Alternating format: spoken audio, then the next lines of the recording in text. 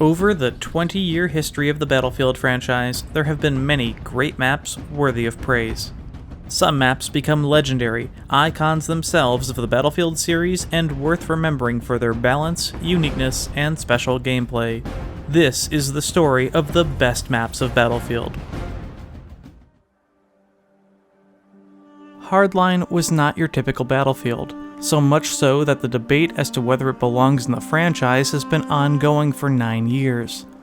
While I won't be diving into that particular topic today, it is important to note that the game's unique theme allows for unconventional map design and multiplayer environments which you wouldn't normally experience in your usual all-out war setting.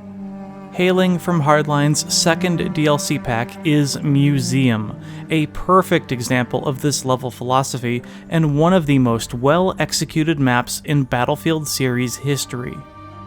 As the name suggests, its entire playable area lies within a large natural history museum, the layout and features of which were inspired by real-life locations. This also makes it the first Battlefield map ever to be completely indoors, the only other currently being 2042's Redacted. One may question why have a battle in such a location. Lore-wise, it's your typical steal the rare diamond heist. Practically, who cares? It's just plain flippin' cool. Museum is a deceptively large map, able to accommodate 64 players across multiple game modes with ease. This is made possible thanks to its 2-floor design. As you might have already seen based on some of the footage, the museum has separate wings focusing on different themes and exhibits.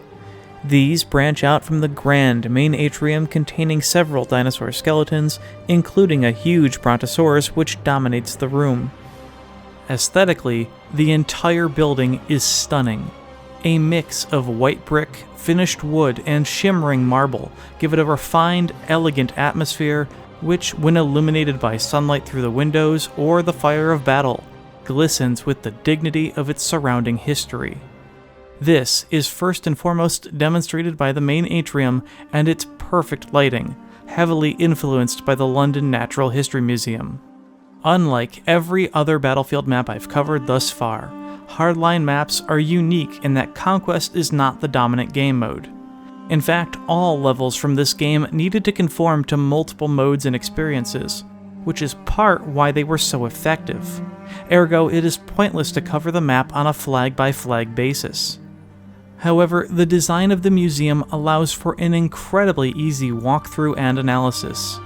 Worth noting here is that although spanning 2 floors, the entirety of both levels are inaccessible, usually directing players to a major exhibit without stacking atop one another. The main entrance to the museum is a large open space with a beautiful glass rotunda at its peak. It showcases a large mammoth skeleton and other adjacent mammals. The circular, multi-floor layout here allows for limited verticality with sightlines to and from the second floor. The room grants access to the main atrium to the north and escalators to the east and west second floors. West of the main atrium, players enter the large Ancient Egypt exhibit. It begins with a massive room filled with statues, busts, and columns. The centerpiece is the Egyptian temple, containing a gilded pharaoh's mask with a magnificent diamond seated atop. Additional artifacts line the second floor balcony, which loops the entire space. Cover is exceptional on both levels as artifacts, columns, and displays align the halls. The Diamond Room, found on the West Wing second floor, is also part of the Ancient Egypt exhibit. It sits in an enclosed space flanked by multiple statues and gold relics. Infantry fights here are fast and intense thanks to the walls of the inner chamber. In Conquest, this is where the D flag sits, and I commend the level designer who had the forethought to give it that designation, otherwise it probably would have screwed with my head. Furthest west past Ancient Egypt are 3 rooms featuring the Rise of the Mammals exhibit, displaying all sorts of fossils and skeletons. These border the maintenance passages on the left side, so are usually utilized most during the deployment phase or when players are returning to major battles. In the far northwest corridor, a large room contains the planetarium, one of the coolest experiences of the entire map. It showcases a large diorama of the planets, which glow vividly in the dark room. These can be destroyed, almost unfortunately, leaving the room in near total darkness. The adjoining hallway is isolated but contains a series of marble busts and star maps on the ceiling above. In Conquest, the A flag is located here. At the southeast second floor corner, the Insectarium can be found spanning a lengthy corridor. Several wooden display cases contain insects and a vast array of butterflies, and these provide immense levels of cover on top of the protection of stone columns lining the rooms. This is also the position of the E objective in Conquest. The largest exhibit on display at the museum is definitely the dinosaurs, as the collection spans a total of 5 large rooms, including the main atrium, as well as a few hallways. Most of the East Wing is dedicated to this theme. Each of these rooms is architecturally unique, creating diverse gameplay experiences regardless of the often duplicated fossil models everywhere. The most memorable part of the exhibit is of course the large Tyrannosaur in the northeast area. This room has plenty of cover in and around the various fossils and columns, while the escalator entering the floor from the south can be dangerous. This room is also where the C flag sits in Conquest. Completing the 5-flag Conquest circuit, the main atrium in the center holds the final objective, B, on the ground level. In addition to these exhibits, the museum features an array of maintenance tunnels and utility rooms. While a few can be found within the building proper, these larger passageways along the boundaries are used frequently as deployment zones in most game modes for the respective teams.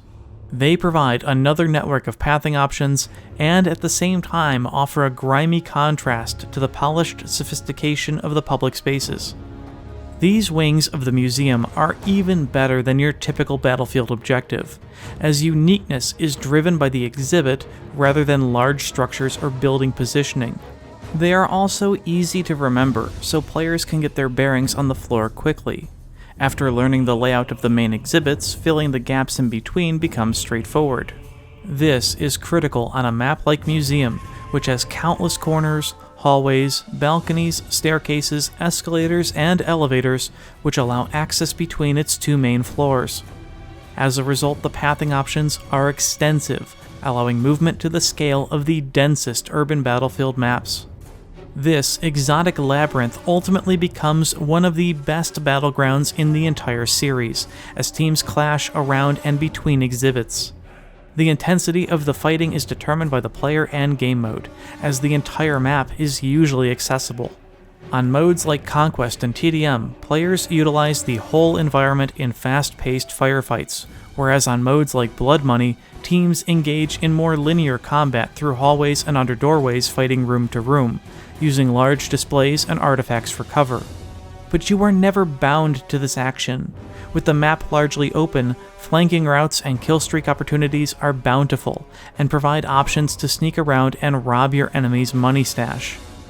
The 2-floor layout is key to its success as it spreads players out enough to prevent a cluster of choke point fights.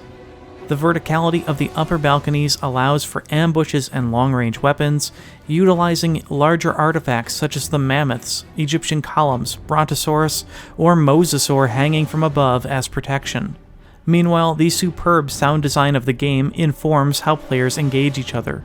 Hearing a major battle above or below might incentivize avoiding it entirely, or finding the nearest stairwell to clean up the survivors. It also keeps players flowing around the objectives, preventing base camps in all but the most extreme circumstances. Even then, the extensive maintenance network usually allows a team enough of a breakout option. Scattered among the radiant halls and tunnels, players could find respite in the ammo lockers, med stations, and defib battle pickups, all of which blend seamlessly into the interior decoration. Like all Hardline levels, hacker assets like electrical cabinets, gas canisters, and security cameras are present and add to the depth of the structural design. The museum environment is not only genius because of its pathing options and exhibit themes, it is a perfect and natural way to provide fantastic cover in the form of the numerous display cases, statues, fossils, pottery, doorways, and a sweeping assemblage of other items. It is also, by sheer coincidence, a great way to include a smattering of Easter eggs, ranging from a narrated tour of the museum by Neebs Gaming of Battlefield Friends to the passing mention of other gaming franchises. The excessive dinosaur exhibits, of course, are a reference to the series' obsession with dinosaur Easter eggs. Battlefield Hardline might be a controversial topic, but the quality of its map design is often above reproach. In this instance, the first completely enclosed environment in the series nailed the assignment. The theme, especially to nerds of antiquity such as myself, is so unique and such a breath of fresh air that the replay value is almost infinite. With each round, you experience it differently, constantly noticing the unseen detail of the map design and warring amongst different relics, sometimes lamenting their destruction at your own hand. Perhaps it is this map which should continue Hardline's legacy, reconstituted to each passing title as a symbolic infantry staple, one which can continually update its themed exhibits and series Easter eggs. Museum is a Battlefield masterpiece, and like the vast history it contains, is one which will not soon be forgotten.